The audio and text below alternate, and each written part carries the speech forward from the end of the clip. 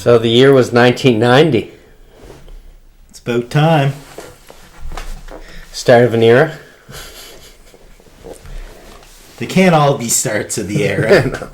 I think 93 was the start of an era. Well, this is the prequel of the era, I'll say. Goodfellas came out. Ray Liotta classic. Rest in peace. De Niro, Long Shots, Joe Pesci, Spiders. Sammy J. Samuel J. Yeah. Young Sammy Jackson. Pretty Woman. Yep. Heartwarming story about a What do you call them now? Worker. Yeah. Working lady. It's a problematic movie. Dick Tracy. Yeah. You have a little something to say about Dick Tracy there? How do you know what I have to say? I can tell the future and present and past. Yeah. I believe we did speak about it once before. How movies change as you grow older and the perspective that you watch it from at certain ages.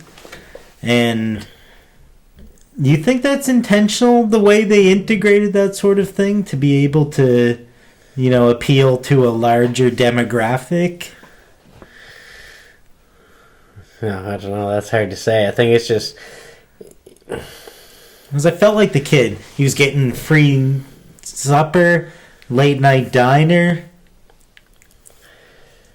Yeah, maybe that, because they know that, Dick Tracy comes from comic books. Comic books are usually read by kids, so maybe they did have that character just for the demographic. It's one of those things like where Shrek would add a bunch of adult humor so the adults can enjoy it too. When the kids want to go to Shrek 2, they're like, oh yeah, the first one wasn't bad, I'll go to that, it was pretty funny. Yeah, Donkey was a real ass. Did you get that from the movie? Did you know that was a donkey? I thought that was just his name. Dick Tracy, all the bad guys in that. All great names, like Blank. The Blank. And Fathead. Flat Top. Oh, fucking coffee's all the way over here, stupid idiot. Edward Scissorhands. Pretty good movie. Watched a few times coming up. Had some heart to it. Yeah, young Johnny Depp, young Winona. Yeah. Who would have known you? No, I guess that would have been what started their little... They were married for a little bit, I think. Because I know he's got that wino fever tattoo. That's Hollywood for you. Misery, I figured was I always thought it was a lot older than the 90s in comparison to Teenage Mutant Ninja Turtles. That's true. Ed Harris? Who? No, it's James Caan. Damn it, I always see Ed Harris. Is it James Caan, though? Yeah. Yeah, it is. You've James. said this before, actually. Oh, I can't believe how bad. It's not Bette Midler either. Yeah. James Caan just died. And he was like... Did he make it to his 90s or 80s? How old was James Caan? I don't know. Pretty sure Robert Duvall's like 102 now. Yeah, he's getting up there. For sure. A lot of sequels were made in 1990. Predator 2. Child's Play 2. Neverending Story 2. Gremlins 2. And Die Hard 2. Man. Can you think of another 2 movie? Or you got anything to say about those before we move on? I mean, the only one I watch on the reg is Die Hard. Die Harder? Die Harder. Die Harder. Die Harder. As they call it in Boston. Yeah. I actually used a bunch of footage of it in a video. I drove my buddy Mike to, or was it Bob? Yeah, I think it was Bob Sacamano to the airport. And I made this video and I used some footage from that movie. And especially this plane crash that occurs Like, it explodes, right? Would have been the biggest tragedy, and, like, by the end of it, there's hugging and... Man. Kind of like Con Air? Yeah, Hollywood does find a way of getting past that. You know, if that happens at 45 minutes, by 1:30, you know, they can move on to greener pastures. Can you think of another 2 movie that came out in 1990?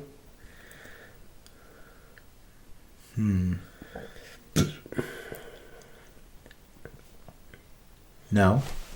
2 Jakes. 2 Jakes. The sequel to the prequel, or Yeah. So, but can you consider Chinatown a prequel, or can you only consider 2 Jakes a sequel? I got to go with it's a sequel. So, what do you know about the 2 Jakes anyway? Anything at all? Did you get a description of it? No, I know nothing. I know less about 2 Jakes than I know about the 2 Ronnies, which is a UK show, apparently. Jack reprises his role as Jake. Oh yeah, and he meets another Jake. There's something going on there. Coincidence. Lots of Jakes in Chinatown. Yeah. 2 at least. Yeah. It's not held in quite the high regard as Chinatown. Yeah. His prequels and sequels often... Roman Polanski flew the coop. That's true. I wonder who did direct the 2 Jakes. You got that there? No. Jamie? Jamie, you got anything for us? Joey?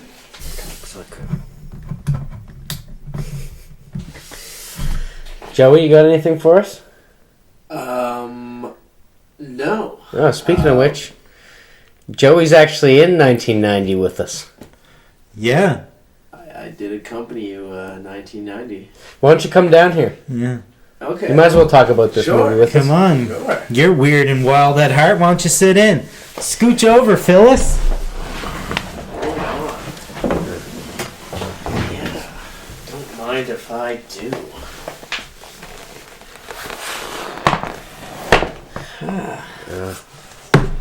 It was cool. It was cool being in the audience. I'm glad I finally know what it's like to sit up here with the big dogs. Yeah. Fucking Joey always got the big coffee. Yeah.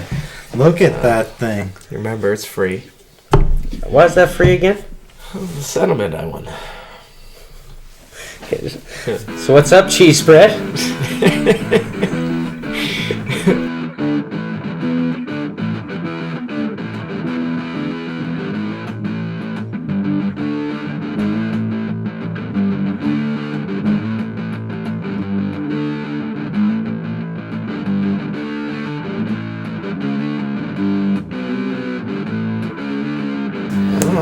I'm gonna get this thing popping off with a lipper. Lipper the Dipper. Because I'm feeling dipper. Oh man, I took one of those during this movie. You did? How And was I- it? You It regret was it was good, but then I kind of got sick of it. And then I did the ultimate dipping foul. Kicked over my cup. It's pretty dark in the theater, so I don't know if you guys saw that. Light's No. not working very good in the Paradigm. No, I didn't notice that. Did not notice, but why would you tell anybody? That's something you hide. So, this movie actually is something that Adam... this movie comes from a director that Adam's been wanting... Or do you want to kind of start this off? Or? No, please. This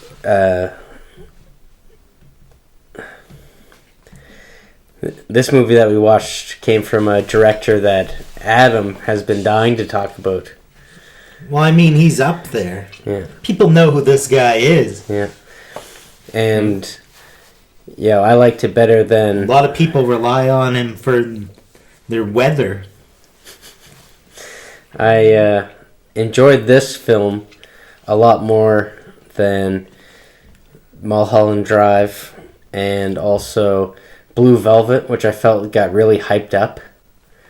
because it was like people in our parents' demographic thought like it was the craziest movie in the 80s, but of course we've seen so much since that desensitized, and I see this and like I don't see the big deal about it. They also thought The Exorcist was the scariest movie ever. Sure of that. By the time I seen it, I like laughed at it. And I was just a kid. It's like you're gonna come at us harder than that. Yeah, no, exactly. It's true. I saw that in a drive-in a couple of years ago, and it didn't really scare me at all. No, not even the idea of it. Like usually possession movies freak me the fuck out, and I typically don't watch horrors, but I didn't think there was really anything scary about that. But I guess you got to think about how sensitive the overall public was then. Yeah, no, exactly. Especially something like that. Like how many fucking Exorcist movies and movies like that have there been since? Yeah. But first of its kind shit. Yeah, we're all very tough. Yeah. Well, I guess it just took TV to desensitize people. 90s era. Yeah. This might have been you guys are pre-90s. Well, I was born in the 80s, so 90s was my time for movies. Yeah, exactly. In the earlier 90s.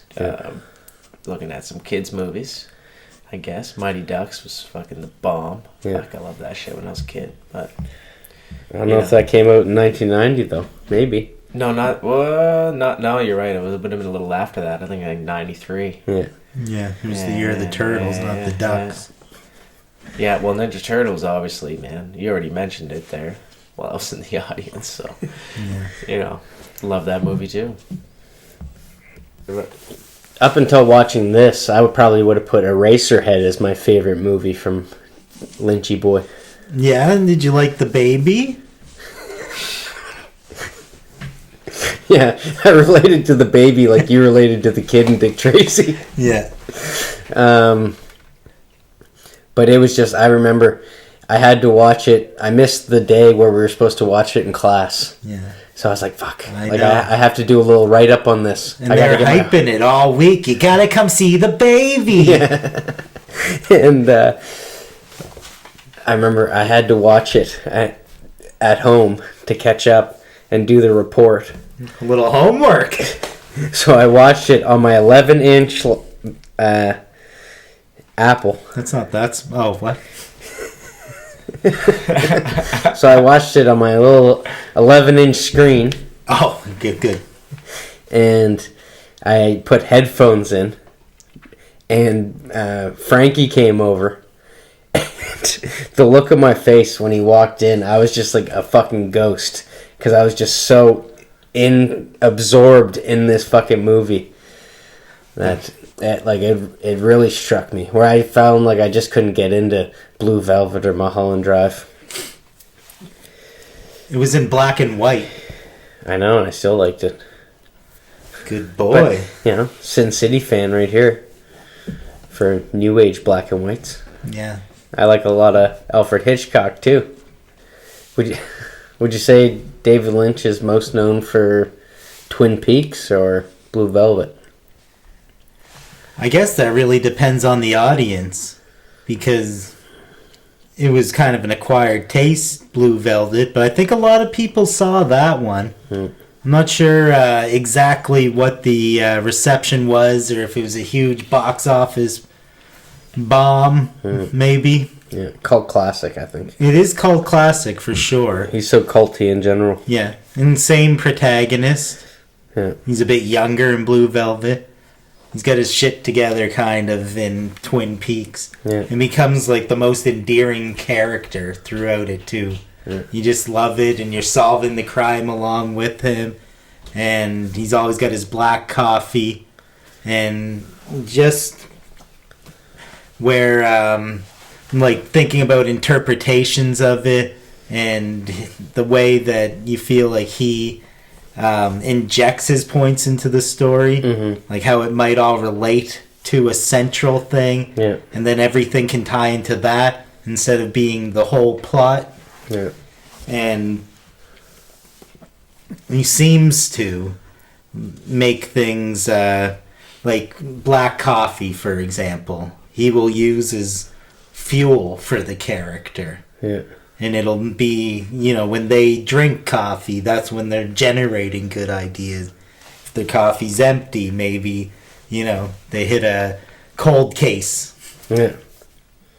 What's funny is that I never watched any of Twin Peaks. Adam actually binged it, but he got me to watch this YouTube video that's just like talking about the whole series, and it even talks about how David Lynch wasn't around for one season and it kind of went to shit, and then he came back to kind of redeem it. Yeah, this guy who he wrote it with, Mark Frost, who actually went on to write books about it and really kind of like made the lore one thing for certain people who went on to read his books.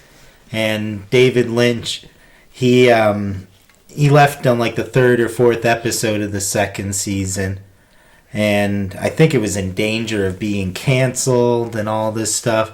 So I think he really hated the direction that it was going, and the soap opera type stuff, ties into exactly what he wants it to, wants to show it that way, to create a certain impression. Yeah. And I think he sort of condemned it, even the way that the series ended. And then he made the Fire Walk with Me movie, and that followed a different story, but that was like a prequel to it. Was it like a fuck you?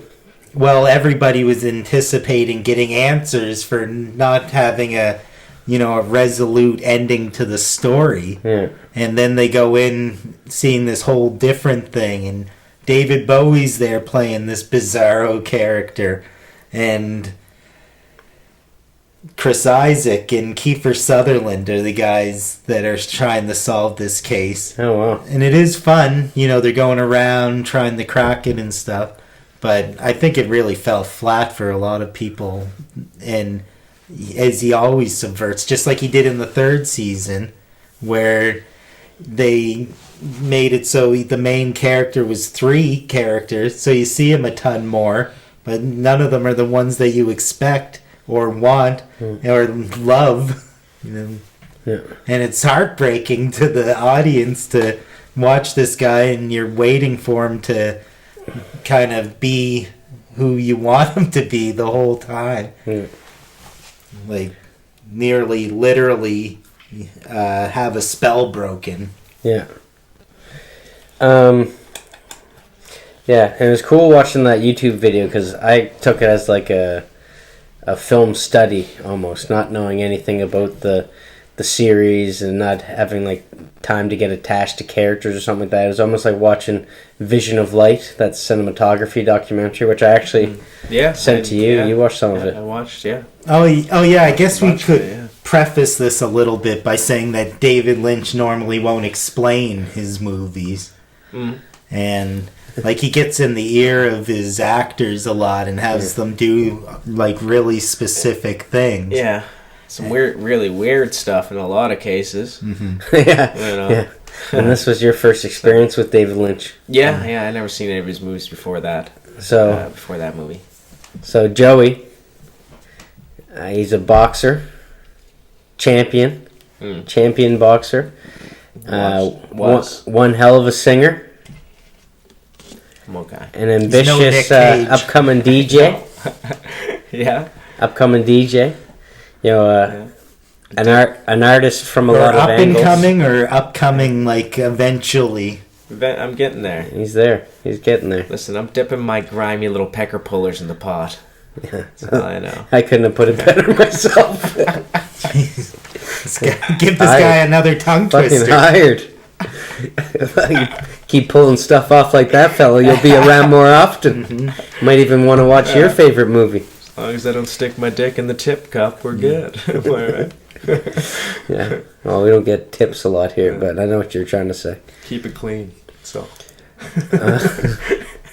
It's funny how you said that, is that David Lynch doesn't explain his movies. And here we are, Joey included, trying to explain a movie more than the actual director would. Yeah.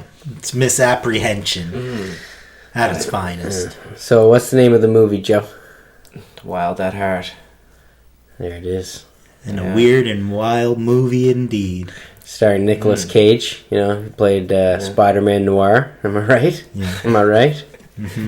More of a life aquatic sort of situation here. Yeah. His name's Sailor. Yeah. That was weird, too. It's no Seven, but it's a pretty great name. And Laura Dern, Yeah. who plays Lula, which would have been funny if it was Luna. You called that out because it would have been Sailor Moon. Yeah. Such disappointment there. Yeah. But they make up for it by having her mom play her mom. Oh, that was actually her mom? Yeah. Oh, shit. Okay. Yeah. Didn't know that. I didn't know that either, actually. Is her dad Bruce Dern? No, it's spelled totally different. I think her brother is Bruce Dern. I thought the mom... I think their last names I thought are that spelled mom different. character was definitely the But craziest character. maybe I'm wrong. Maybe Bruce is her dad. Maybe it's spelled wrong. Bruce Dern. No, she's related to Bruce Dern, baby. I thought she was a U. Yeah, there He go was the in goddamn brownies. So, yeah, take us to the very start. Do you remember the very first scene of the movie? The very first scene in the movie? Yeah, Nick Cage fucking beats a guy to death. Yeah. And some little, like, party. Some ball or something. Some rich person ball. It seems like a gala of sorts. Yeah. He's very underdressed. Yeah. Dressed like Cosmo. This shot starts like looking at the roof for a while. Yeah, I think he's Moving even all wearing around. the coat that was in Kramer's mom's closet for quite a bit. I think that snakeskin was his. Classic, That one. classic Nick Cage? bad boy. Yeah. Or David Lynch. Nick Cage. Oh, yeah? Yeah. Classic I can bad see it. boy. This, He was a little busy. yeah. Right away, I remember Joey saying, looks like Gene Wilder Yeah. with his hair. Shout out to Willy Wonka there. Yeah. Yeah. Just a couple of just the way he was, when it was all messed up in certain Yeah. spots and the way he was looking, and it just kind of looked like him a little bit. Yeah, so over-dramatized. Yeah, exactly. I think. But he's flashing $91. Says, I was given money to kill you. I only got half. Yeah. And then he makes his way to the center of that everlasting gobstopper. Yeah, Nicolas Cage really puts a whooping on him. Yeah. Crushes his head in the Vegemadic. Laura Dern, first time you see her in the Phyllis position, screaming her ass off. Oh, yeah. She's got a set of pipes on her. Whoa. Let's not get in the gutter too quickly here. She did break her no nudity clause for this. So this... When she did that, her son, David Lynch, was talking to him and told him not to watch the movie till he was 30. And not because of his mom, because of his grandmother. Oh, yeah. Yeah, it might scare you. Yeah. So this reminded me a lot of Con Air, Oh, good. which Con Air happened after, but yeah, it has that same kill a guy, go to jail, starting. Yeah, it didn't have any. He just didn't have the long hair like Cameron Poe. Yeah, Yeah, except who starred in Con Air. I don't think he had long hair when Con Air? at the start. No, at the start he did. No, Yeah. not when he killed the dude, but when Yeah, he was on the exactly. plane he had long hair. Yeah, Fucking receding hairline, that long hair. oh, yeah, Actually, I'm trying to look like him. I think I grew kinda- the long hair, kinda do. scraggly. yeah. Trying to look like Cameron Poe. I just need the white beater. I can see it. I can You see know. it. A little bit of Johnny 23 in there. Yeah. Instead, I'm wearing the shirt my dad got me. It's his birthday today. Shout out to Denny. Yeah. You know. Happy birthday, Denny. Yeah. Thanks, But Dad. watch out for Uncle Pooch. Now, you mean guts or lips, Could be Rugsy. Roxy? So it starts with a nice fire, like people use on Christmas time. That was before the head thing. But I thought it was noteworthy because it reappears several times throughout the movie. Yeah. This, in its longest, most ambiguous form, doubles as the credit sequence. Yeah, and it seemed very like they had similar shots in Twin Peaks, I think, Starts out with like a sawmill and stuff. or even just like the sporadic cuts. There cut-ins was some kind of that, things. especially the person who... I don't know if this is really a spoiler for it, but there's like a murder that happens, right? Laura Palmer and he's figuring out that it's this guy, Bob, and he's always Freddy Krueger-ishly jumping up in the frames, very similar to the weird cuts in this. Yeah. But this one does, I think, have, like, the fire will cut to the flame going onto a cigarette. Yeah. It is kind of motivated in a way, I think. Yeah. Yeah, and these fire cuts definitely, like you said, play their place throughout the film. It's like a little pre-Pulp Fiction, kind of the way it jumps around to stories. Not so much in time, but at least in story. I don't know how you describe the way they intercut. Sometimes it's in the past, sometimes it's in future, sometimes it's in present. Yeah. Maybe not in future, baby. Maybe it's used as more of a cat in the window shot.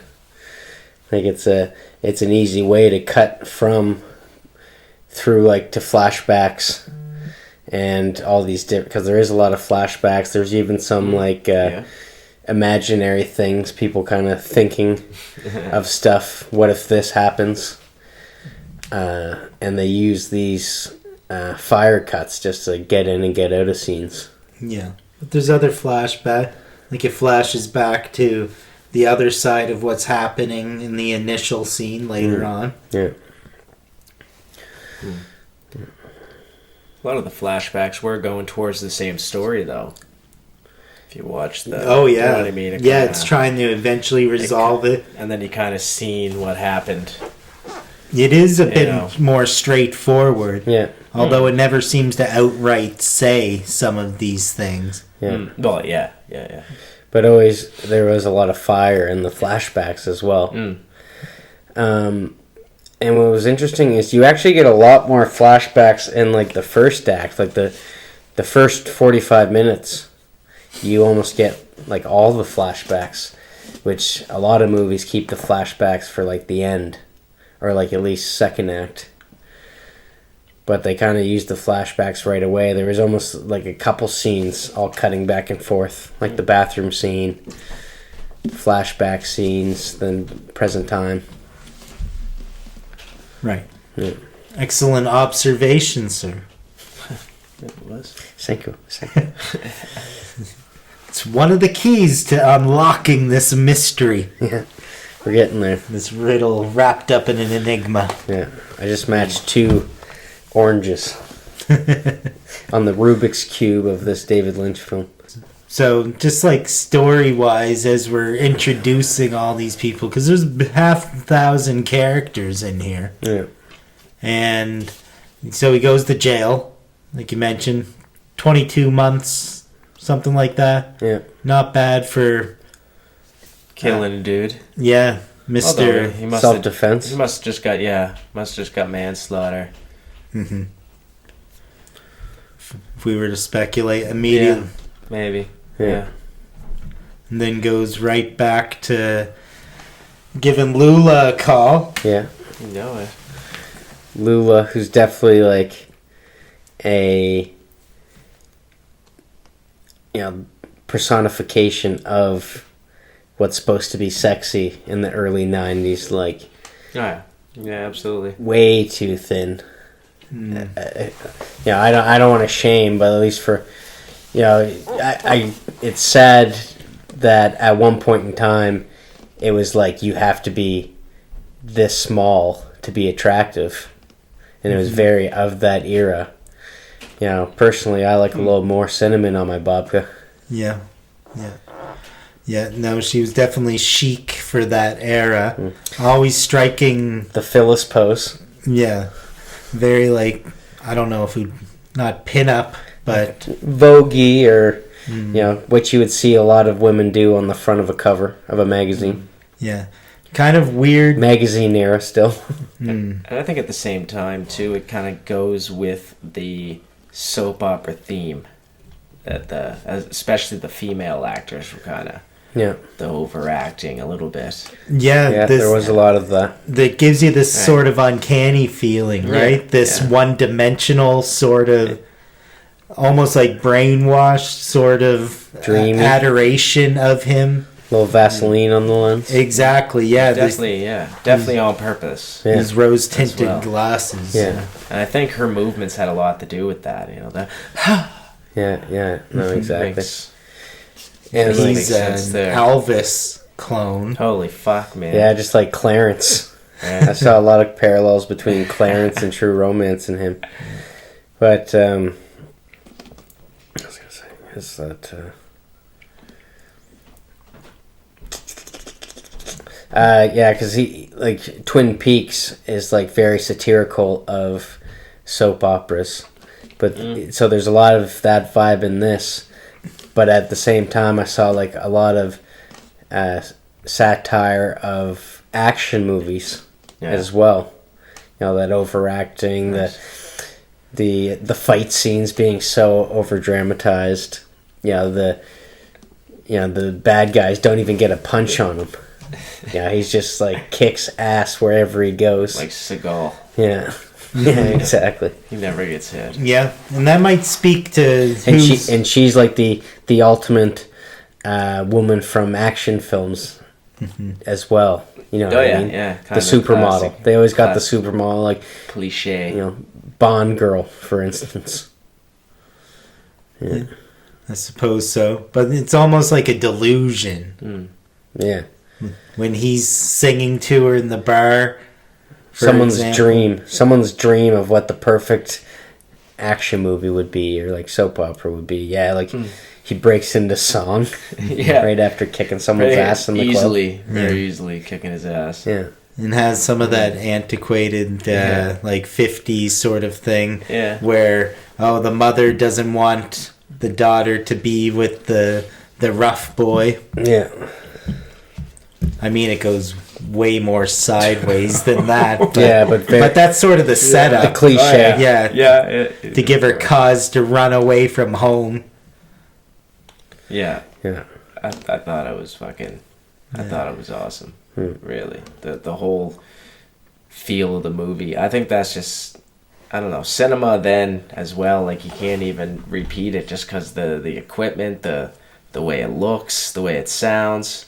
It's a feeling you can't really get back from today's age. I mean, yeah, that's true. Yeah, it's the way they told the stories, obviously, and I don't know. You needed, I guess, the more grounded for sure. More grounded in a sense. Yeah, you needed film to not be where it is now to have that. Yeah, well, that's true. She picks him up from jail. They look like Sandy and Danny from Grease as they drive off. You know what's funny? Instant cut to sex scene. Yeah, I'm sure when he watched California with a K and saw David Duchovny, he's like, he stole my move. Yeah. that was a big move in the 90s, the sitting up position. Yeah, right after the stop short. Yeah. But it was supposed to be a LeBaron that he should have been driving. I was looking at the book that it was based on by Barry Gifford there. Oh, yeah? It said he should have been... He doesn't drive one, but they're saying that he should. Which is interesting. John Voight? Yeah. The actors of the podiatrist. Yeah, the one that bites the arm of the hand that feeds him. What's your next note? I don't really got a ton of notes, because it's hard. Like, I didn't know to go through it chronologically. Okay. We just can, just bounce around the story. Yeah. So as you continue following these two characters, you end up seeing like they're bound by fire because these fire shots or these fire cuts are now like within their sex scenes, within their flashbacks, within their conversations. It's apparent that this fire affected both of them in one form or fashion. Yeah. And you're getting those hints all along the way. Yeah. But immediately her mom goes into overacting mode. Starts hiring Johnny. They get this weird... Oh, yeah, the Quaker. Yeah, half dating, half married half you're my sweetheart sort of thing going on. Yeah. He's in the palm of her hand. That's the one certain And then she thing. told Buddy, the other guy, fuck, I forget his name. It was a good great name, name. man. Marcellus Santos? Marcellus Santos. It was fucking Santos. Yeah. But she wanted Santos to kill Jimmy or Johnny. Yeah. Sailor. Why do you want... Like, you get Johnny to go do this, and then he's on the road, and then you go and tell Johnny. She was fucking twisted, man. She was all over the place. I didn't even know where to begin with that character. Like, Yeah, she sent 2 guys after Sailor, and Santos was like, I'll only kill Sailor if you let me kill Johnny too. Because, you find out later she's kind of pursuing both of them. These are guys that, Johnny's wrapped around one finger and Santos seems to be wrapped around the other. Yeah. But then Santos kind of, starting to be a little pissed off about it, or he's a little more hard-headed, where Johnny's just wrapped up tight. Yeah. Oh, yeah, Johnny's definitely easy going with her. Yeah. Santos, I mean, you can't trust a guy with a ponytail. You already know that. Yeah. Every movie.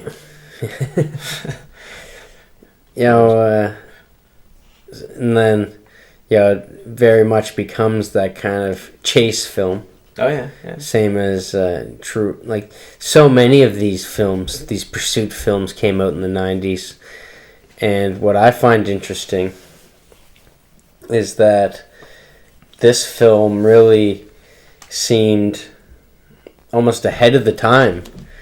When you look at all these movies that you'd want to compare it to, but all these movies came out after. Like I said about CB4, such a parody of NWA, but it was such an underground movie and didn't really make sense to a lot of people because a lot of people didn't know what was real and what was fake. But if this parody came out after Straight Outta Compton, which confirmed all these stories, I think it would have been like a huge hit. Yeah. So that's what I find interesting, is that this movie seems like it would have came after this long list of pursuit films. But it actually was like one of the first out of the ones that I could name off the top of my head anyways. Yeah. And I guess the book was more of a comedy as well than this one. Yeah. Like the humor is definitely a lot weirder in this one. Yeah. And the shit that happens. Like her mom, who's setting up, spends her days just talking to people, setting up cross-triangulation hitman murders. And then all the meanwhile, she's treating her body like a damn carnival. Yeah. And painting her face red with lipstick. And, went full Oompa Loompa face. Yeah, just like Requiem of a Dream weird or something. Yeah. Well, I can compare it to that. I found... As the vibe goes. Oh, sorry, continue. No. Finish your thought. That was it. Okay, that was so thought. You're so much more easygoing than Phyllis. I like Phyllis. I found that there was all these... just don't let us jump on top of you, you know what I mean? Jump on top of if you got something to say, give me... Nobody, that was it. You're familiar with the 3-4. He likes them upside his chin and temple. So I found that every 20 minutes or so, David Lynch would want to remind you that this is a David Lynch film, because it was way more grounded than a lot of his stuff. Granted, we haven't seen The Straight Story. Yeah. Which apparently is pretty straightforward. It sounds like it. But I think like every 20 minutes or so, he had to remind you who you're dealing with. Because he threw in like a whole freak show of people sprinkled through the whole script. Like that guy in the bar that had the Daffy Duck voice. Yeah. And even Johnny Boy, when he's watching the hyenas rip something apart, he's like yelping at it, and I can even see myself fucking around and yelping at Discovery Channel or something like that, but he starts like flailing his arms around, and it's just like super weird. Mother Dearest, like you said, was full Oompa Loompa face there for a second. pretty messed up. Yeah. I don't know what the thing was with the lipstick rubbing all over her face, but it was fucking twisted. And Yeah, I think it added to the story fucking great. Started out on the wrist, like she was pretending to cut herself. Yeah. Like feeling bad for what she did, but then she went Just escalated. full Monty. Yeah, it was evocative. And this was actually parallel with Johnny watching the Discovery Channel, because that's where he got the phone call from her. Yeah. And she called him because it's fucking meeting with Santos. Yeah. And after she knew what Santos wanted to do to Johnny out of jealousy. Yeah. Meanwhile, Johnny's sitting there watching fucking Blue's hyenas and fucking barking at the fucking TV. Has no idea. And he's on his little solo road trip. Yeah. And around the same time, you see John Nance. There, you're saying how like there's a lot of dog references. Yeah, double Spool is his name. 00 Spool. And then they got the naked BBWs dancing around at one point. No, that's when you get introduced to Bobby Peru. Yeah. Willem Dafoe finally shows up. And this was later on that, he was like second credit or something. So you really were wondering, like, when the hell is Dafoe going to show up? It's about 45 minutes in, I think. Yeah. And I don't know what they did with his teeth, but, Is it just me or is that a lot of gum? He got dentures made for it. And when he put them in... Or lack of. He put them, like, in his mouth, and he could, like... He was saying the way David Lynch directed, he basically created this world for him to exist in. Yeah. And then ended up letting him do that thing, gave him, like, the wardrobe, had him go get these teeth. And he just kind of fell into this character. Yeah, well... it was the most sinister second to Green Goblin, maybe, that I've seen Willem Dafoe. That's pretty twisted. Young Willem Dafoe, too. Probably the earliest movie... Well, no, not the earliest movie I've seen him in, but very young. That was before anybody knew who the fuck he was, that was for sure. Well, he was in Platoon. Yeah. Which is I pretty... knew you were going to call that out. Me too. But even in the hotel, the old guys... Like they're having that conversation, and the old guy's just standing in the background the whole time. Yeah.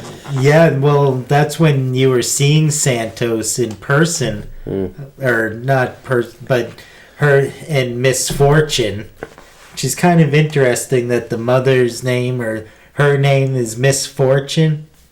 I never picked up on that. No, I never picked up on that either. No. Points for Adam. Yeah. Someone read the book. No, I just heard it in the movie. Yeah. I think offhandedly somebody else says Misfortune. And I was like, oh shit, that's her name. Yeah. Adam over there. Yeah, don't copy my homework, guys. Yeah, exactly. Lucky for you guys, I never jotted anything down. A funny moment of us watching it, which could have been picked up on Twitch, but we'll save that for the future. I asked Caitlin, the manager of Studio B and A, and asked her if there was a little too much noise coming out of Studio B that night. And she said, oh no, but there was one scream. That was Johnny? Yeah. Looking at the hyenas? No, that was you, baby. Oh, damn it. And all I could say, my only response was, well, Nicolas Cage did a front flip. What can I say? Yeah, nearly got us evicted. And it worked out perfectly because she was like, Nicolas Cage couldn't do a front flip. It was probably a stunt double or something. But they made you... I thought it was a stunt double. But they wanted you to know it was Nicolas Cage because it was all one shot. He does that. Because it's when she's like, I hate the radio. And she pulls over. She's so disgusted with the radio. And then finally he finds some Blitzkrieg. And they jump out of the car. And it's just one long shot. He does the front flip. And then they're like kicking. Little kicks. Little Tybo. That was big in the 90s. Tybo was big in the 90s. They started doing that. Nick Cage gets his kicks above the waist. Yeah. There's no way that they put all of his singing and none of his front flipping in there. Yeah, and like I didn't know why everyone refers to Nicolas Cage as such a wild man. But this was probably at his wildest at hearts. Yeah. He does have a messed up character, man. I will say that. And I think that movie definitely shows kind of the crazy things that made Nicolas Cage who he is, like that built him up. Yeah, exactly. That was definitely some building blocks in that movie that had to be, right? Yeah, exactly. So I find his movements just so fidgety, and when he tries to be crazy, and I don't know, he makes it his own too. So, but it would seem that he's quite single-minded and kind of ethical in a way. No, like he doesn't stand for the bullshit. Like all this stuff that he's tied up in, is a driver for Santos and dealing with her dad and fires and. Yeah. It doesn't seem like it was fully his fault or like he was peripheral to this event. He was just the driver. Mm-hmm. Yeah. And she's trying to silence him the whole time by this slew of hitmen. Yeah, because Miss Fortune's the one who's really at fault. Yeah, she calls the hits. She's got nothing better to do. She's like fucking Grey Gardens or some shit in there. Always calling the hits. She's like Jimmy Iovine with the hits. Yeah, it's almost like this goose chase of not one, not two, but then some other people get on the horn that are after. Like, I think Santos subcontracts the hit out to Mr. Reindeer. That's Silver Dollar, right? Yeah. And he's always on a throne. Yeah. With topless women all around. Yeah. It's on the shitter and then like a literal throne. I swear if the girl moved out of frame, there would have been like a pile of cocaine on the mirror somewhere. Might have been offset, but it was definitely there just for ambience. Yeah. The cripple and the voodoo guy are after them as well. And you think that Miss Fortune thinks that Santos got to Johnny, but it's actually them who bring him into this really weird scene where they're all dancing and chanting around him. Yeah. Counting from 1 to 10. Yeah. Saying very hypnotically, fuck me, to the guy who's ends up pointing a gun at Johnny. Yeah. He's got like lipstick and his mouth is taped and there's a whole like seance happening around him, it seems. Very ritualistic, for sure. Lula and Sailor are still at large. And, one thing we didn't mention yet is that Sailor doesn't have as much as an Elvis complex as Clarence does in True Romance. But Lula has a real Wizard of Oz complex going on. She keeps seeing her mom on dressed as the Wicked Witch on the broom, flying as they're driving in the nighttime and stuff like that. Yep. And clicks her heels. Found that very interesting, especially because of there's no place like home is a big thing in Wizard of Oz. Oh, but she's trying to get away from home. Yeah, so it's like almost opposites. Yeah. And double-aught spool when he's talking about the dog. And then you're visualizing the dog that I have, even though I haven't told you. He says, you might be thinking of Toto. Oh, yeah. Interesting. Yeah, the references are heavy in there. Yeah. But at the same time, right, I don't understand it. It's kind of like a contradiction of itself. She's the Wicked Witch of Oz, but you're running away from the home that the Wicked Witch lives in. Yeah. So where's home? Maybe just anywhere's with fucking... Yeah, they're trying to find their Sailor, Oz. right? Yeah. Yeah. But when she clicks her heels together, that's when fucking Willem Dafoe is fucking doing all that. What was he doing? He was like whispering to her, and he was like the morning after get introduced to him. He leaves the hotel and then he comes in. Yeah. She Giving the texts him. fetus a high five. Yeah, he It's was one way of putting it. Well, he was saying And something. he takes... he says he needs to take a piss. Yeah. Can I piss on your head or something? Yeah. And he's like, ha ha, not your head. Yeah. But then, he's saying, oh, yeah, say you want me to fuck you. Yeah. Whisper it. And he keeps saying it over and over and over. Yeah. And then she mouths it. Kind of the rich, and then it's a psych. Yeah, and then he's like, He's like, some other time, maybe. Yeah, I know.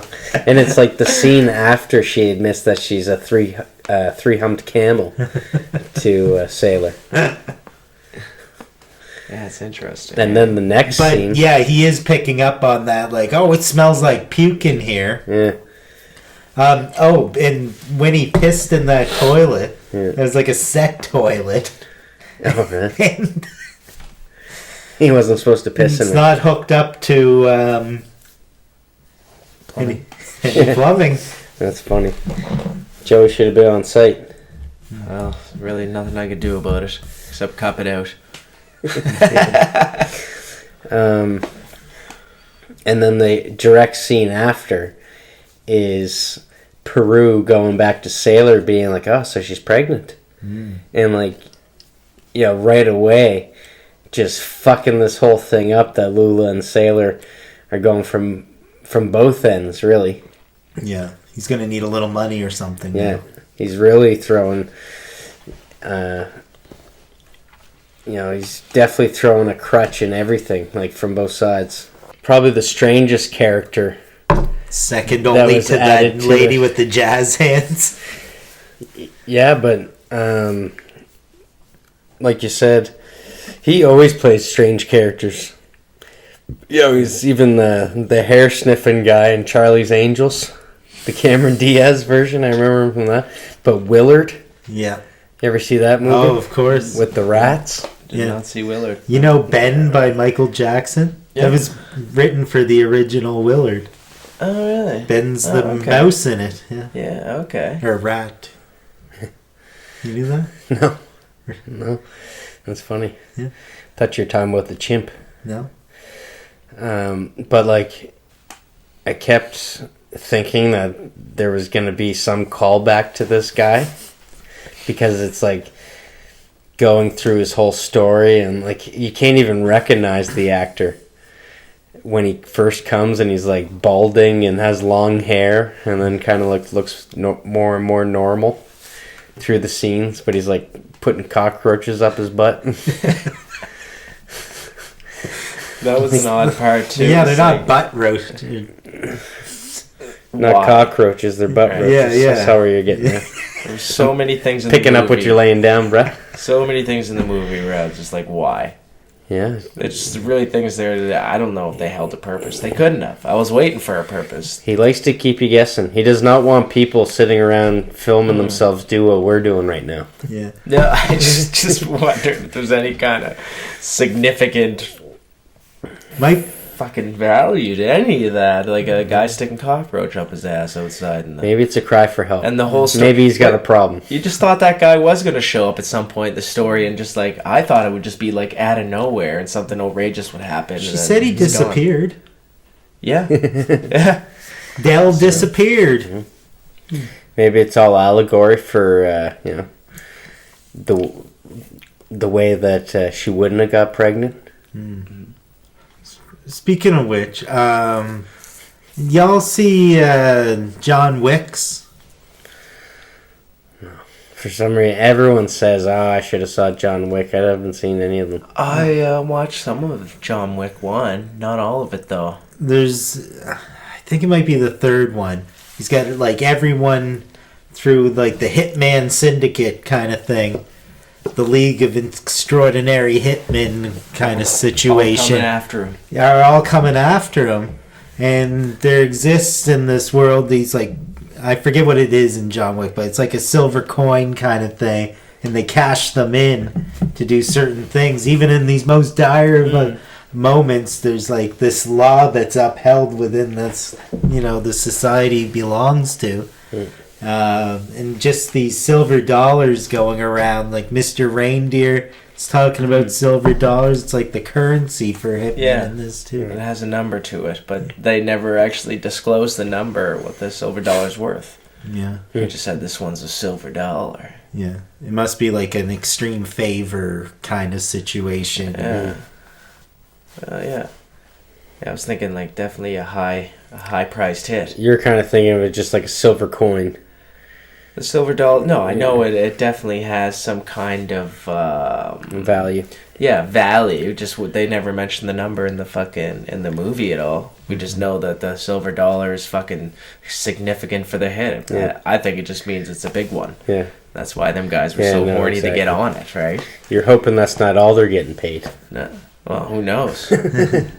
And what, they just threw Johnny in there for the fucking fun of it? They're supposed to be going after Sailor. Yeah. Johnny's looking at these guys like, what, you guys are getting paid for this? I'm doing it for love. Yeah. Yeah, Johnny's wondering how he got himself in that situation when they're doing the fucking chanting and whatever the fuck that was. You know. Johnny just wants to be sponge-worthy. Look, man, you guys are more like movie buff. Like, And you're more movie biff. Well, yeah, look, I'll watch. Look, man, I'm not afraid to say it.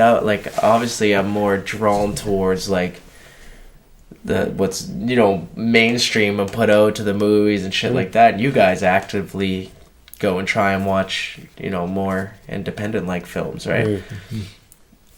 So you're saying you like Banya's stuff?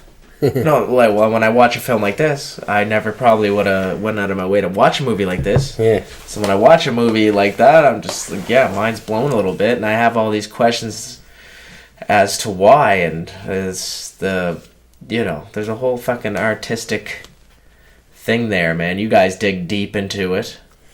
Try to.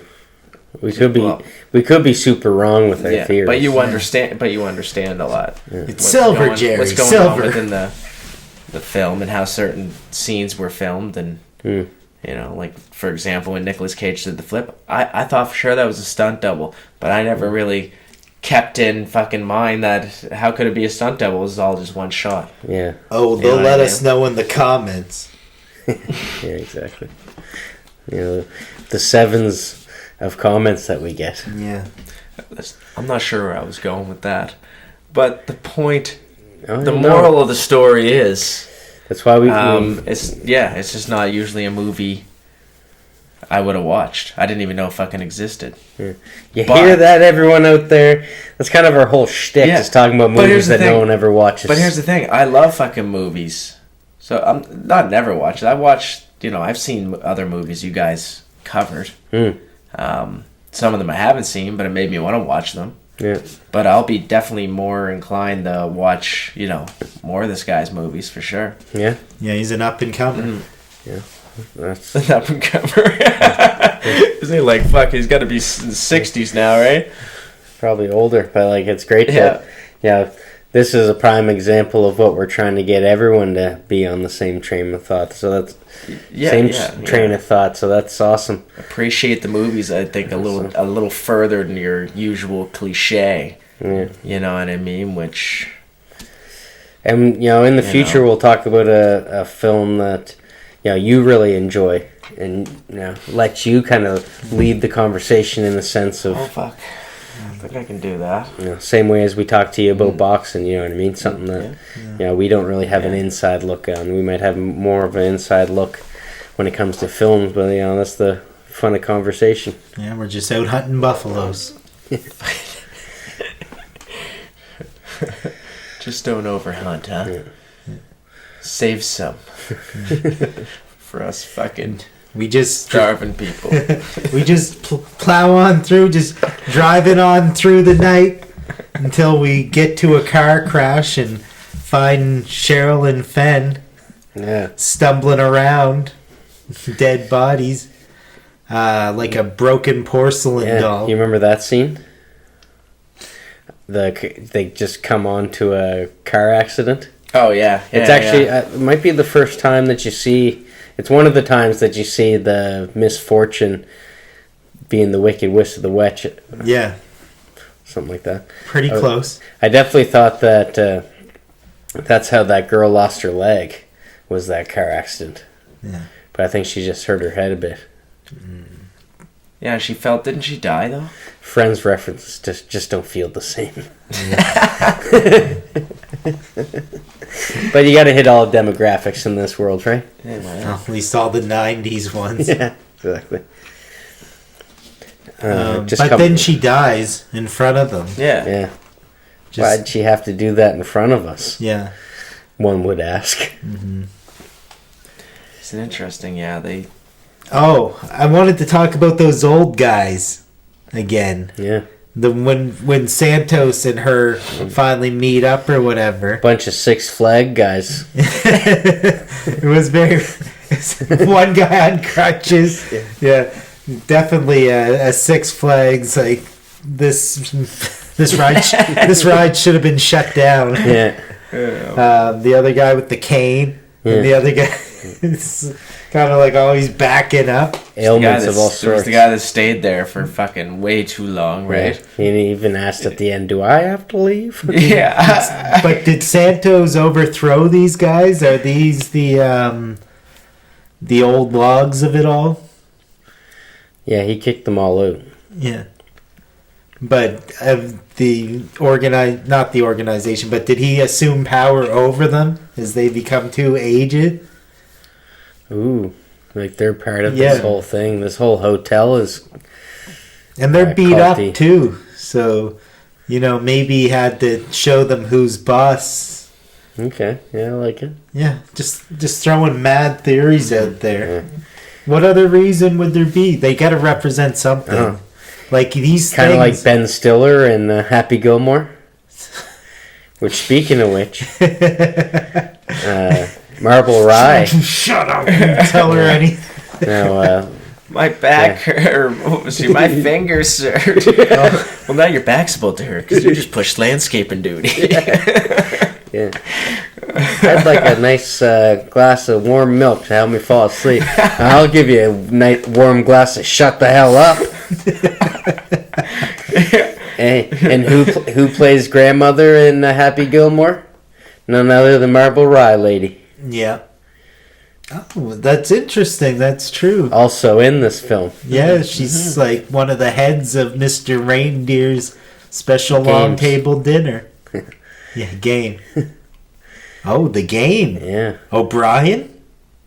It's all a game, am I right? Oh, my. It's all Murphy? game. Murphy. Dylan Murphy? Who's Dylan Murphy? Oh, sorry. Let's get this limo back on the road here. Sorry. Just over here working on my 360. Yeah.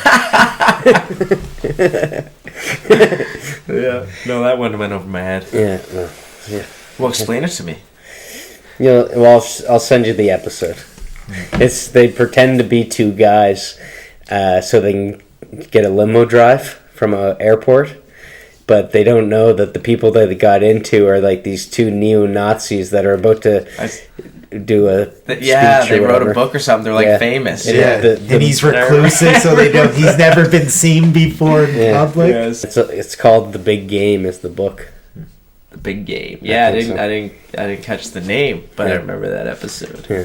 That's how deep these references Yeah, man. I slipped I in. gotta really touch up on these if I'm gonna be hanging with you guys. Yeah. Well, we do it to ourselves all the time. Yeah. Try not to draw too much attention to it, usually. Yeah. Hear it in the edit. So that scene, We've got an inexperienced Going bum here. So. backtracking a little bit. We already talked about the scene with Willem Dafoe and Lula. Mm-hmm. But that's kind of later. Yeah. Like, they have this, right when Johnny gets killed, that's when it jumps to Big Tuna, Texas. Yeah, precisely. Yeah. And they bump into Have Isabella Rossellini. Who looks a lot like one of the McPoyles off of Sunny. Oh, yeah. And that was another thing, too. They kind of went with that rose-tinted glasses, was that these women, they had the appearance like pink lipstick, blonde hair, and were in varying states of disarray from the main character. Yeah. Like, she's beautiful, can't do no wrong, and Neanderthalish almost. And some of the men around them kind of seemed like Neanderthalish. yeah. And this seems like all like potential futures, something like to that effect. Or how they just see the people around them. Mm-hmm. You know, they see themselves in a higher level. Yeah, exactly. Yeah. Or that's what he's trying to accentuate, is that in movies, you know, a lot of the villainous characters are always kind of ugly, where the protagonists are always good looking. And it kind of gives me more of a sense that hypnotism kind of is a part of this, because they're kind of under each other's spell, and to the point where everything else looks like dog shit next to this, you know. I haven't had a Big Mac in a while. Yeah. Thanks, George. Yeah. These unemployed couple here. But in the Willem Dafoe scene with Lula, is when she does tap her feet. You're the one who called that out. Yeah. That she does tap her shoes. The No Place Like Home. Fix her heels. That was in the motel room. Yeah. During the day. After Willem Dafoe left. Yeah. After she calmed down a little bit. It starts off like you don't know how deep this Wizard of Oz thing's gonna go. But it really parallels that scene where Johnny dies too, with that person saying "fuck me." No, yeah, exactly. There's a few instances. So there's like a cult thing going on. And when they flash back to her mom in the stall with them at the beginning, She's trying to get her to yeah, exactly. That's interesting. There's a real pent up sort of nature to some of these characters. There's something of cult going on. Something afoot. Yeah. Willem Dafoe, after doing something like that, is being buddy-buddy with Nick Cage. And after he leaves on his high note. Needs to make some money. Yeah, exactly. Yeah, it tries to get him it's all a setup. On the right? heist. Obviously, right? Yeah. Mm-hmm. And then you find out that Rossellini is actually Susan's sister. Mm-hmm. The getaway driver. Yeah. And then they get up to heist. Gets quite violent. Showing Willem Dafoe's goblin side of him. Son of a bang! Son of a boom! No, he doesn't son of a boom right away. What he does is give Nick Cage this empty gun.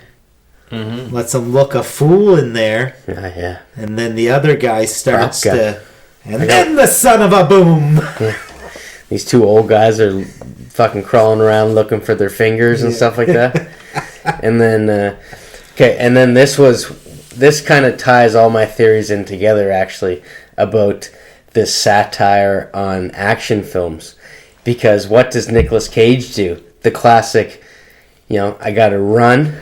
and just dive and jump, and it always looks so good in slow motion, but David Lynch didn't show it in slow motion, so he's actually running, and then he just jumps on the ground and looks like a bit of a doofus. Yeah.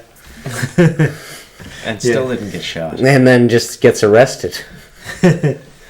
As Willem Dafoe gets away. He does not get away. No, he gets killed. He walks out and gets peppered. But you know what I mean, gets away. Yeah, well...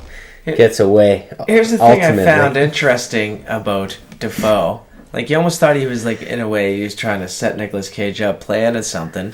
But he went out like he didn't give a fuck.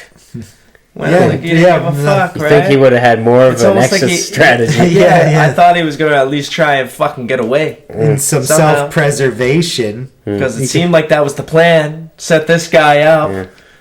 But no, he was just there for the hell, man. Yeah. So what happens as he gets lit up? It's like the best part of the movie. This is the one thing that I might have missed. He falls down on his gun and shoots his own head off. Oh, yeah. That's right. Oh, my God. How could I forget? I know. How did I forget that, too, man? Because it's such, like, a fucking cool part. It's, like, one of the coolest parts of the movie as far as fell on his own gun, shot himself. Fuck. Yeah. Fucking Kurt Cobain's He just gave him a moment of silence. Yeah. Deserves it. Fucking give it up for Bobby Peru. Yeah. Yeah. Bobby Peru is pretty sweet on you. Yeah. Nick back to jail again. Almost got away too. I know, and this is, I don't want to keep talking about Con Air, but I might have to. Because this is where it gets like almost parallel, because he's got a kid that he's never met. They're writing letters, my birthday's July 14th. Yeah. I'm going to meet my dad for the first time on July 14th. He's getting out of jail. Yeah. For armed robbery. Don't make a move or the bunny gets it. Yeah. Cyrus the Virus. But the animal, instead of a bunny rabbit, I found this interesting, and maybe I'm reaching here, but he gives him a lion stuffed animal, which, like, wild at heart, lions would be the king of the wild, a lion, a lion heart, supposed to be the strongest heart. Kind of always compared with heart. Yeah. For sure, yeah. Yeah, so I don't know if there's some symbolism in that, where he's giving his boy a little... I think there's a lot of symbolism. Wizard of Oz got a lion? Yeah. Oh, cowardly lion. Yeah, okay. Yeah. Did that happen in this movie? This thing that you just said? Yeah. That later on? I mean, not much later on. Touché. But there was... Does he bring her the lion when he leaves prison? Is that what it is? When he goes to meet his daughter? It's kind of a weird, like, very dreamy, as he's walking up and he's face to face with Lula, and then she's on the phone with the mum, and the mum's like, don't go and see him, and she's like so distraught, and she's like, I'm going to see him, he's going to meet his son, and then it's this like but convergence on the road. She goes to jail, there's another character in this. The guy, she's sitting there eating this candy necklace, and this guy comes up to her. Oh, the old guy? The old guy, yeah. How did we not mention him at all? No, we mentioned a couple old guys. He's trying to get her attention. This is the straggler. Yeah, what happens? That's about it. What, the movie that we saw recently? No, that's how he tries to get her attention. And then he just keeps walking. Yeah, I think he's saying something. I remember that, but I can't remember what exactly happened in that instance. But I think that's when she's waiting. Yeah, that's when she finally gets to reunite with her mom. I wanted to mention that before this part where her mom is all telling her not to go back with him. Because I think that's kind of what's happening to her while this heist is going on. She's kind of waiting to hear back from Sailor. But doesn't know he's getting arrested yet. But maybe. Yeah. Well, she's at some place, and her mom does reunite with her. And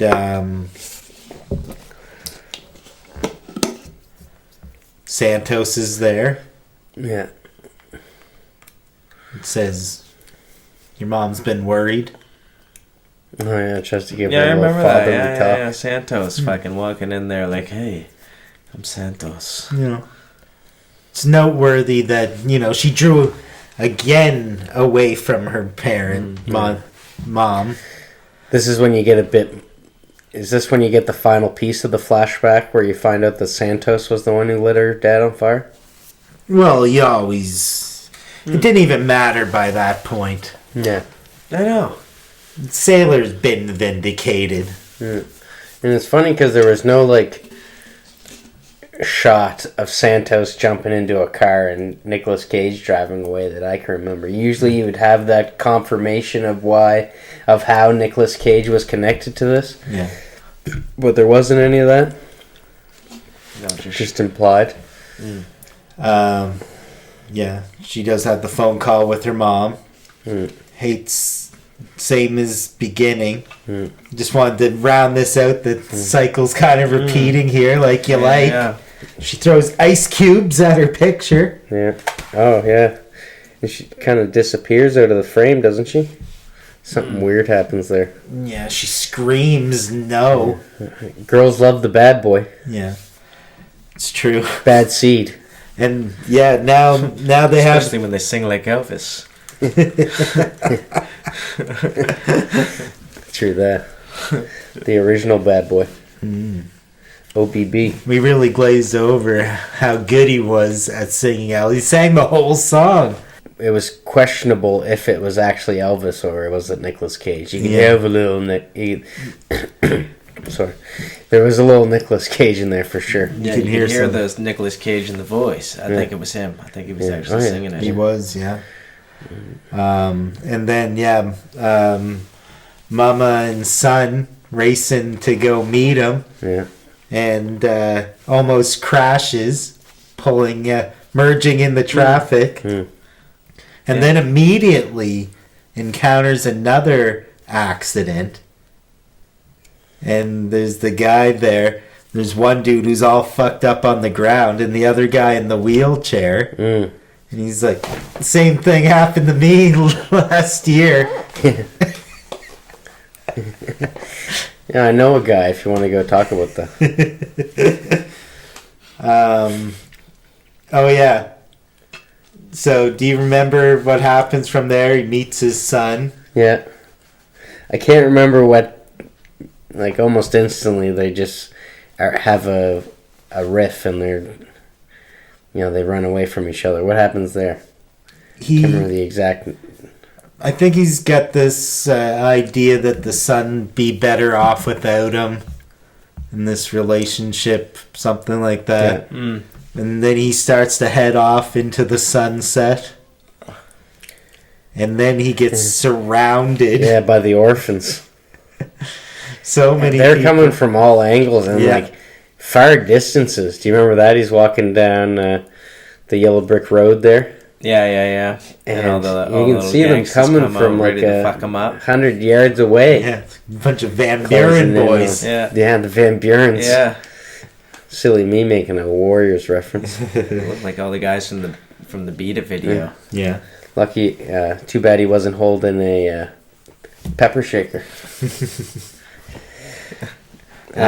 Gets left for dead. Oh, big, yeah. But another fairy comes to visit him. No, it wasn't a junior mint, but something came from up above, for sure. And a green halo, for sure. Yeah, and after a good, what is that witch called? Wicked Witch, just the nice witch of the East? Yeah. Eastern? Maybe not nice. But maybe another just synonym for that. Like the great or... Just weird. You think of witch as such a negative term, don't you? No. Huh? Witches just got associated with negative things because back when they would be persecuted, it was when things like the plague and shit were going on, right? And these are people that stayed home all day and they kept a clean house. Hence the broom. Sorry. Set an alarm for something. Yeah. Bedtime? No, I gotta put in... I have to put in an invoice and sign a contract tonight. Let me finish that thought. Do you remember where you're at?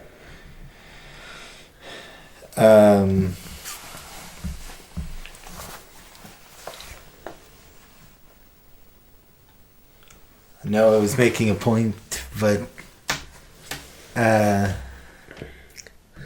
well, we're at the Wicked Witch. The witch. Oh, yeah, where witches come from.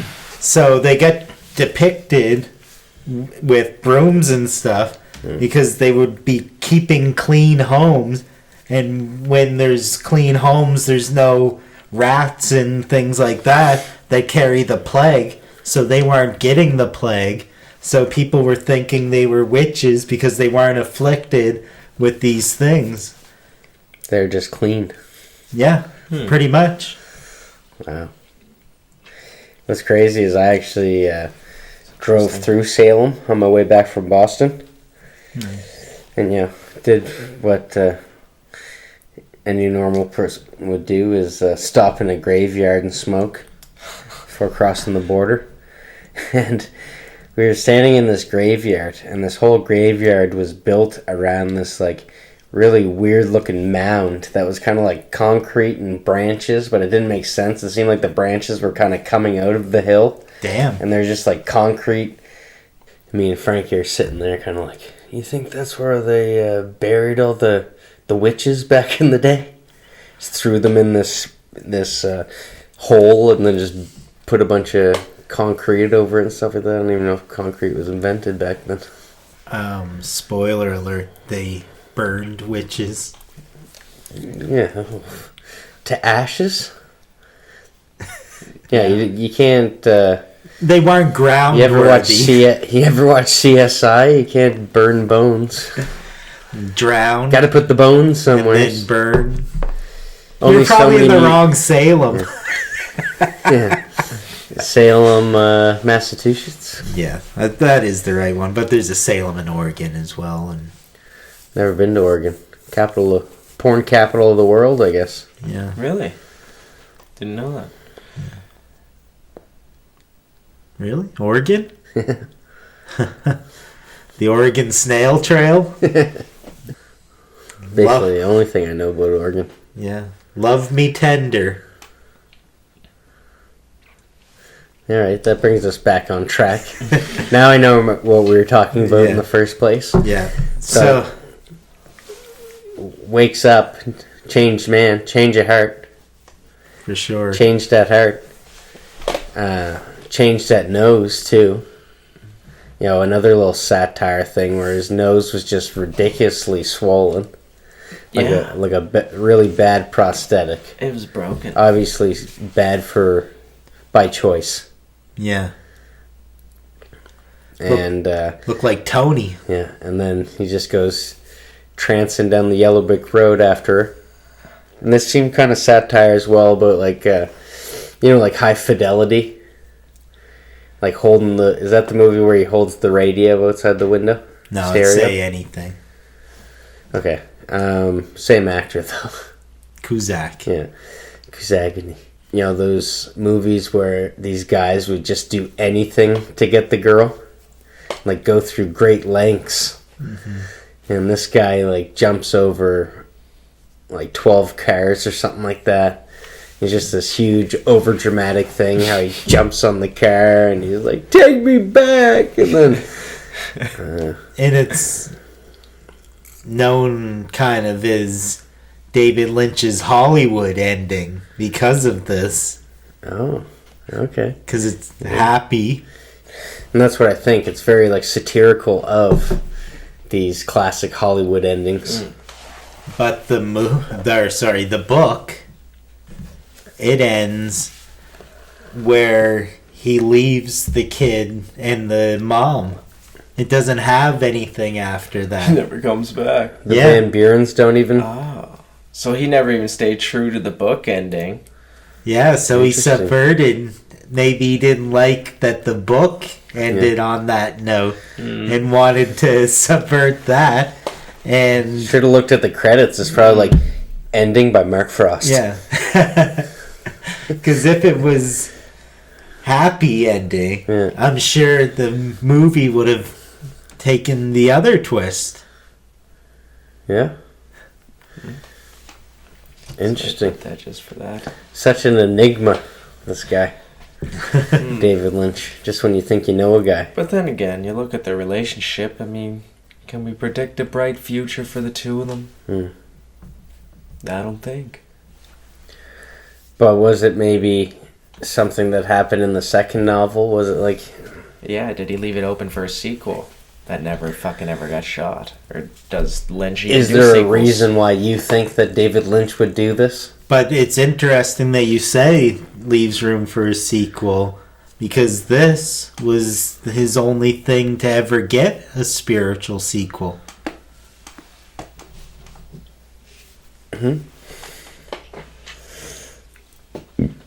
I guess it has another movie with Sailor and Lula in it. Is there actually another movie with these characters that David Lynch did? Or is it just like a script that never made it to screen? No, it's got a 2 Jakes out there. No fucking way. What's it called? It's a completely different name, eh? Quick, sing us a note.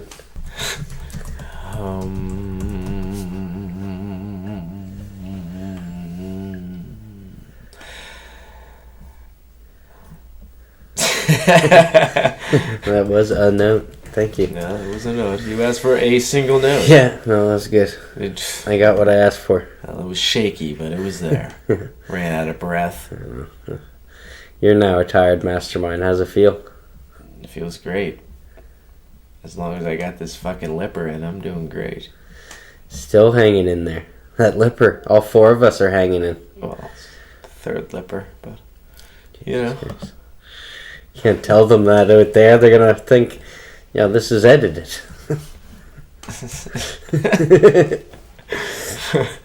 Well, you don't have all the cameras going at once. Just don't put me putting in another lipper and we'll be good. Yeah. We'll have to just get some B-roll of you putting in lippers. Well, it's usually when one of you guys are talking, I'm lipping and dipping. We're all spitting. We're all lipping at the same time, more or less. That's right. And as your guest, I demand lippers on set. Put it in your rider. That's my only demand. Adam's like, yeah, I'll put it Joey, in my rider. What do you call it? I'll tell you what I told everyone else. I choose not to dip.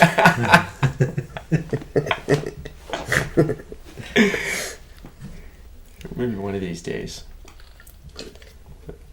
There's a lot of other things I should choose not to do first before I quit dipping. Mostly because I don't dip that much. Have you seen the price of chew these days? It's through the roof. Yeah, everything. Well, in Canada, anyways. United States. I was surprised how expensive New York was. Because I went to, when I was in Long Beach, everything seemed so fucking cheap. Like, really? Oh, interesting. Almost had to go Diane through- Ladd, the go mom, and had to Daryl Zwirling go through also appeared in Chinatown. great lengths to spend the money. What, are you going to give us a clap here, or are you just going to start talking? Okay, so what were you saying? Sorry. So it says here that 1997's Perdita Durango follows the titular anti-heroine Isabella Rossellini's character, actually. It's not a Sailor and Lula one. Spin-off. Yeah, spin-off. This is the only thing that he did that got a spin-off, and it was her character. This is as 90s as it gets, folks. I guess 80s was more the spin-offs. Yeah. Now he must have Maybe picked even that. earlier. He would have picked that character, you think, because that's just the way he thinks. The character that you wouldn't expect to continue anything forward with. Guess so. Sounds right. Maybe. Maybe I should start thinking like that a little more often. You just did. Box. You just did. Well, I didn't. He did. I just pointed it out that he may have. Yeah. May have? May have. It's like may and Made off. might. What you meant to say made off. Like, a fun fact, I actually just watched, well, not just watched, but I think we already discussed this, was the biopic of Spielberg. Directed his own biopic. Well, so I'm gonna do It was more of a fable, wasn't it? At the end of it, he decides he's going to pursue film. Right. And he ends up getting this big meeting with John Ford. Right. Guess who John Ford's played by?